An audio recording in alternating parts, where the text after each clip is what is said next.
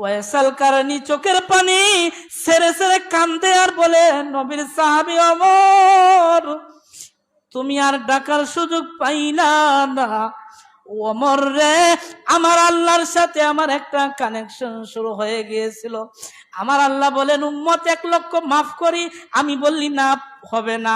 আল্লাহ বলেন আমি 1 কোটি মাফ করে দেই, আমি বলি না তাও হবে না। আমার আল্লাহ আস্তে আস্তে সংখ্যাটা বাড়াচ্ছেন। এই মুহূর্তে রে ওমর তুমি ডাক দিলা, খোদার কসম আমি এটা বিশ্বাস করি। এমনি এমনি তো ইবাদত করে আমি রাসূলের জুব্বা পাই নাই।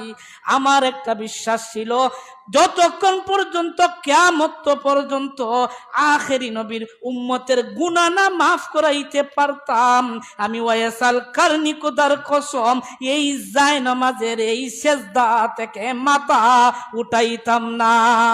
সুবহানাল্লাহ।